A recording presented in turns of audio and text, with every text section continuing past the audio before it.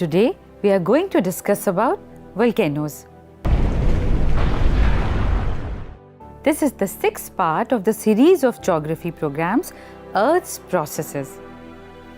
As we discussed in the previous sessions, the Earth keeps on changing in some or the other manner, and somewhere some movement is taking place.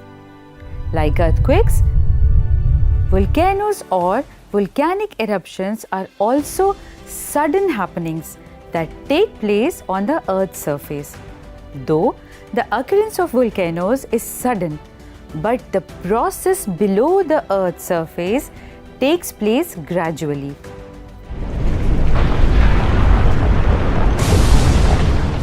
Do you know what a volcano is? A volcano is a vent or opening from where gases, ashes and molten rock material called lava escape to the ground. So, any kind of opening from where materials existing underneath the Earth's surface come out is a volcano.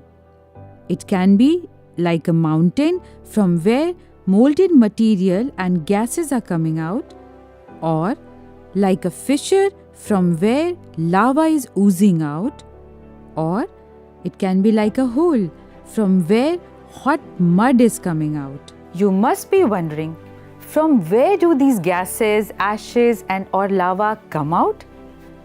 In the previous sessions, and especially when we discussed about the interior of the Earth, we talked about the layers inside the Earth's surface.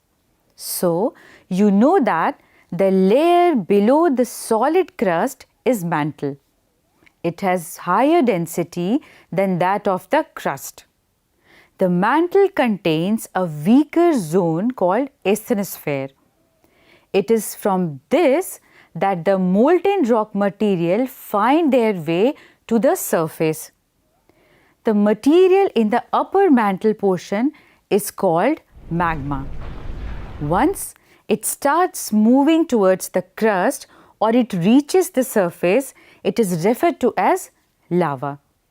So, a volcano is composed of a vent from where the magma comes out, a crater which is a bowl-shaped structure at the mouth of the volcano, a magma chamber where the hot magma is stored below the Earth's surface, and a cone which is formed by the solidification of lava and ashes, etc.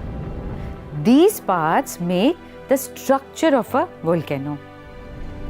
Do you know, not only lava, but there are lots of other things also that come out during a volcanic eruption. The material that reaches the ground includes lava flows, pyroclastic debris, volcanic bombs, ash and dust and gases such as nitrogen compounds, sulfur compounds and minor amounts of chlorine, hydrogen and argon. Well, all the volcanoes are not the same and of the same type. A volcano is called an active volcano if gases, ashes and or molten rock material called lava are being released or have been released out in the recent past. Mount Etna near Sicily in Italy is an example of active volcano. Otherwise, when nothing has come out in the recent past, then such volcano is called a dormant volcano. Narcondam is a dormant volcanic island of the Andaman and Nicobar Island group in India that last erupted about 5,60,000 years ago. These are the types of volcanoes on the basis of frequency of eruption. Volcanoes are also classified on the basis of nature of eruption and the form developed at the surface. Depending upon these two characteristics, there are 5 major types of volcanoes. First is shield volcanoes. The shield volcanoes are one of the largest of all the volcanoes on the earth. The Hawaiian volcanoes are the most famous examples of such volcanoes. So, can you make out the characteristics of such volcanoes by looking at the picture? Let me tell you. These volcanoes are mostly made up of basalt, a type of lava that is very fluid when erupts. As the greater fluidity makes lava spread, for this reason, these volcanoes are not high-rise and steep, but they become explosive if somehow water gets into the vent. Otherwise, they are characterized by low explosivity. The upcoming lava moves in the form of a fountain and throws out the cone at the top of the vent and develops into cinder cone. The second type of volcanoes is composite volcanoes. These volcanoes are characterized by eruptions of cooler and more viscous lavas than basalt. Here, by viscous, I mean thicker. These volcanoes often result in explosive eruptions. Along with lava, large quantities of pyroclastic material and ashes find their way to the ground. This material accumulates in the surrounding areas of the vent openings, leading to formation of layers, and this makes the mounts appear as composite volcanoes. The third type of volcano is caldera. These are the most explosive of the Earth's volcanoes. They are usually so explosive that when they erupt, they tend to collapse on themselves rather than building any tall structure. Collapsed depressions are called calderas. There is an important point to be noted here. The explosiveness of these volcanoes indicate that the magma chamber supplying the lava is not only huge but is also in close vicinity. The fourth type is the flood basaltic provinces. These volcanoes outpour highly fluid lava that flows for long distances. Some parts of the world are covered by thousands of square kilometers of thick basalt lava flows. There can be a series of flows, with some flows attaining thickness of more than 50 meters. Individual flows may extend for hundreds of kilometers. Okay, tell me, can you think of an example of such volcanic place in India? Recall the physiography of India that you have read in the previous classes. Can you think of a physiological division which is made up of lava flow?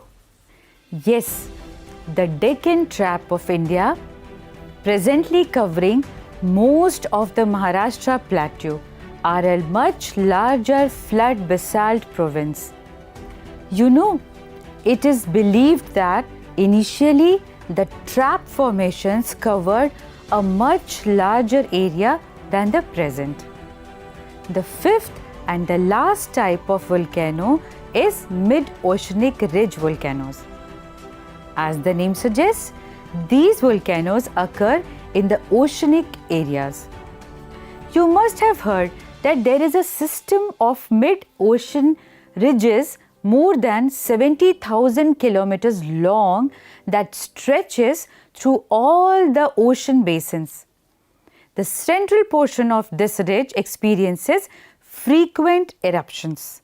So, now you know what volcanoes are, what is the structure of a volcano, and what are the 5 major types of volcanoes. Volcanoes tend to change the Earth's surface in some or the other manner. They also result in the formation of landforms. Some of these landforms are formed below the Earth's surface and few others above it. The landforms formed inside the Earth's surface are known as intrusive forms, and these include, first one, batholiths, that are large body of magmatic material that cools in the deeper depth of the crust and develop in the form of large domes. They appear on the surface only after the denudational processes remove the overlying materials. Second is laccolith. These are large dome-shaped intrusive bodies with a level base and connected by a pipe-like conduit from below. It resembles the surface volcanic domes of composite volcano, only these are located at deeper depths. Third one includes lapolith, phacolith and sills. When the magma moves upwards and if it finds gaps in the horizontal rock strata, then the magma gets accumulated in these gaps. It may get rested in different forms. In case it develops into a saucer shape concave to the sky body, it is called lapolith. A wavy mass of intrusive rocks at times is found at the base of synclines or at the top of anticline in folded igneous country. These are called phacoliths. Anticline is the crest of a fold and syncline is the trough of a fold. On the other hand, near horizontal bodies of the intrusive igneous rocks are called sill or sheet, depending on the thickness of the material. The thinner ones are called sheets, while the thick horizontal deposits are called sills. The fourth and the last type of intrusive forms is dike. When the lava makes its way through cracks and the fissures developed in the land, it solidifies almost perpendicular to the ground. It gets cooled in the same position to develop a wall-like structure. Such structures are called dikes. You will be surprised to know that dikes are the most commonly found intrusive forms in the western Maharashtra area of India. Volcanoes are natural hazards that cannot be avoided, but with timely warning and management, the loss of life and property can be avoided or at least reduced. I will tell you an interesting story. Mount Vesuvius is located in Italy. It is although a relatively young volcano, but it remained dormant for centuries before the great eruption of 79 AD. This eruption that took place in Vesuvius buried the cities of Pompeii, Oplontis and Stabiae under ashes and lapilli, and the city of Herculaneum under a mud flow. When it erupted, the ancient city of Pompeii was completely covered with ash.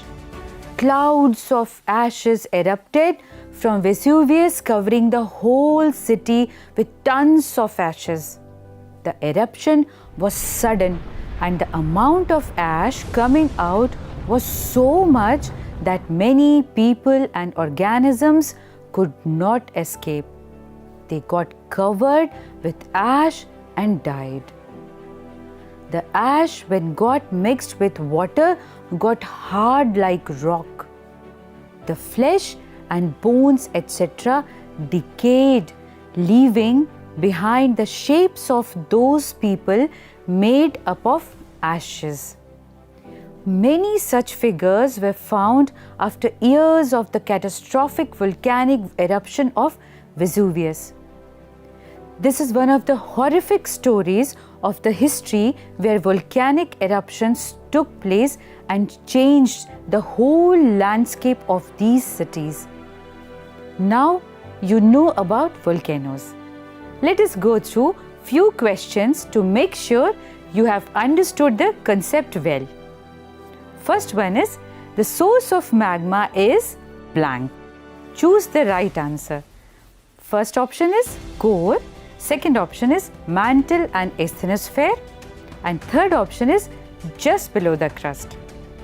The second question is, choose true or false for these statements. Pyroclastic materials, lava, gases and ashes etc. come out of a volcano.